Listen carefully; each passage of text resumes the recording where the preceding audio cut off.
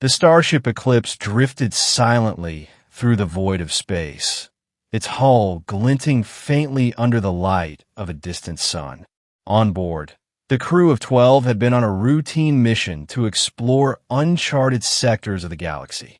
But when they received a distress signal from a nearby planet, their curiosity and sense of duty compelled them to investigate.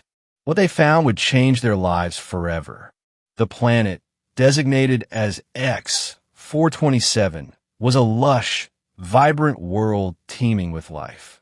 Towering forests of bioluminescent trees stretched as far as the eye could see, and the air was thick with the scent of exotic flowers. But as the crew stepped onto the surface, they couldn't shake the feeling that they were being watched.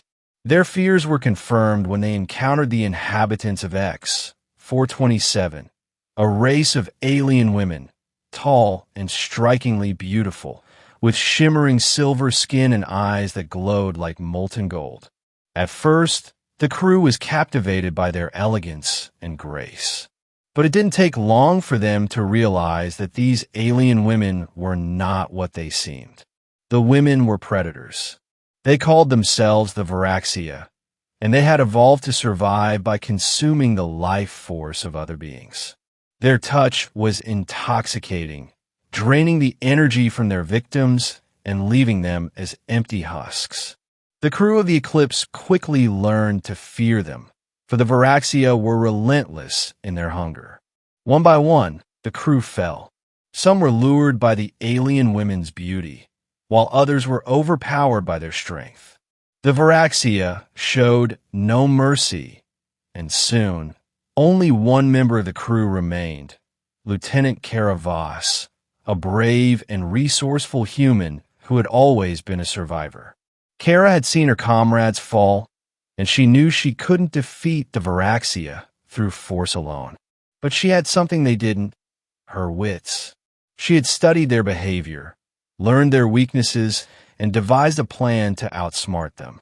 The Voraxia, for all their power, were not invincible. They relied on their ability to mesmerize their prey, to lure them into a false sense of security. But Kara had trained herself to resist their influence. She had seen through their illusions and understood that their greatest strength was also their greatest weakness. One night, as the twin moons of X-427 cast an eerie glow over the landscape, Kara made her move. She had fashioned a device from the wreckage of the Eclipse, a sonic emitter that could disrupt the Voraxia's psychic abilities. With it, she hoped to level the playing field. The Voraxia had taken over the ruins of an ancient temple, using it as their lair. Kara approached cautiously, her heart pounding in her chest. She could hear their voices, melodic and hypnotic, echoing through the stone corridors. She knew they were waiting for her. As she stepped into the central chamber, the Voraxia surrounded her, their glowing eyes fixed on her with predatory intent. Their leader, a tall and regal woman named Nyxis, stepped forward, her voice dripping with malice. "You are brave to come here, little human," Nyxis said, her lips curling into a cruel smile. "But bravery will not save you. You are alone, and we are many." Kara met her gaze without flinching. "I may be alone," she said, "but I'm not afraid of you." Nyxis laughed, a sound that sent shivers down Kara's spine. "We shall see."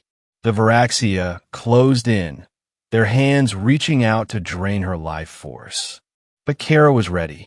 She activated the sonic emitter, and a high-pitched whine filled the air.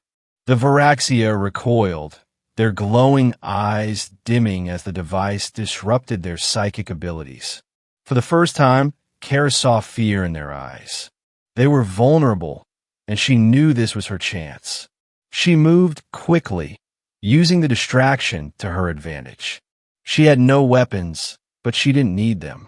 She had her courage and her determination. Kara fought with everything she had, dodging their attacks and striking back with precision. The Voraxia, weakened by the sonic emitter, were no match for her. One by one, they fell, until only Nyxis remained. The Voraxia leader snarled, her beauty twisted by rage. You think you've won, human? You are nothing but a fleeting annoyance. We will rise again, and you will be forgotten. Kara stood tall, her breath coming in ragged gasps. Maybe, she said, but not today. With a final burst of strength, she lunged at Nyxis, tackling her to the ground. The two struggled, their bodies locked in a deadly embrace. But Kara's resolve was unshakable. She reached for the sonic emitter and turned it to its highest setting. The sound was deafening, and Nyxis screamed as her powers were stripped away. Her silver skin faded to a dull gray, and her glowing eyes dimmed to nothing. She collapsed, lifeless, at Kara's feet. The temple fell silent. Kara stood amidst the ruins, her body trembling with exhaustion. She had done it. She had defeated the Voraxia. But as she looked around at the fallen alien women, she felt no sense of triumph. Only sorrow. The Voraxia had been predators, yes, but they were also victims of their own nature. They had been driven by hunger, by the need to survive. And now they were gone. Kara knew she couldn't stay on X, 427. The planet was beautiful, but it was also a graveyard. She made her way back to the Eclipse, her heart heavy with the weight of what she had done. As the starship lifted off from the surface of X, 427, Kara looked out at the planet one last time. She wondered if there were others like the Voraxia out there, beings driven by instinct and necessity. And she wondered if, someday, they too would meet their end at the hands of someone like her. But for now, she was alive. And that was enough. The Eclipse disappeared into the stars, leaving X, 427 behind. Kara Voss, the brave human who had faced the Voraxia and lived to tell the tale, would forever carry the memory of that strange and terrible world. And though she had no one to share her story with, she knew that she had made a difference. In the vastness of space, where countless dangers lurked, Kara Voss had proven that even in the face of overwhelming odds, courage and determination could prevail. And that was a story worth remembering.